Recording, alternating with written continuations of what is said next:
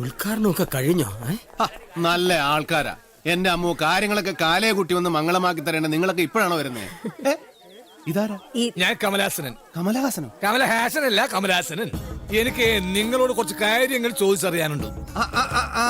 ഇന്നാള് പേർഷ്യായി എന്ന് വന്ന കമലഹാസനൻ മുതലാളി. ഞാൻ മുതലാളി അങ്ങോട്ട് വന്ന് കാണാനിരിക്കായിരുന്നു. ഈ കരക്കാർക്ക് മുഴുവൻ മുതലാളിയോട് ഭയങ്കര അസൂയ. അവര് പറയുന്നത് കേട്ടപ്പോ മുതലാളി ഇത്രയും സുന്ദരനാണെന്ന് ഞാൻ വിചാരിച്ചു. എടാ, മുതലാളിക്ക് ഒരു കസേര വേണ്ട വേണ്ട, മുതലാളിക്ക് എന്നോട് എന്താ ചോദിച്ചറിയാനുണ്ടെന്ന് പറഞ്ഞു. ഒന്നും ചോദിച്ചറിയാനില്ല. നിനക്കെന്തൊക്കെയോ ചോദിക്കാനുണ്ടെന്നല്ലേ പറഞ്ഞു? ചോദ്യം കമല. അല്ല, ഇദ്ദേഹത്തെ പോലൊരു ജെന്റിൽമാനോട്. അല്ല, ഈ മഹാലക്ഷ്മി നമ്മയുടെ പേരാണോ? ഓ, ഇത്രേ ഉള്ളോ? മഹാലക്ഷ്മി എന്ന് പറഞ്ഞ ഐശ്വര്യത്തിന്റെയും പണത്തിന്റെയും ഒക്കെ ദേവതയല്ലേ? അതുകൊണ്ടാണ് മഹാലക്ഷ്മി എന്ന് ബാങ്കിന് പേരിട്ടത്. പിന്നെ എത്ര രൂപയാ മുതലാളി ഡെപ്പോസിറ്റ് ചെയ്യാൻ പോകുന്നത്? ഞാനൊരു 1.5 ലക്ഷം രൂപയാണ് ഡെപ്പോസിറ്റ് ചെയ്യാൻ ഉദ്ദേശിക്കുന്നത്. എന്റെ മഹാഭാഗ്യം. 1.5 ലക്ഷം രൂപയോ?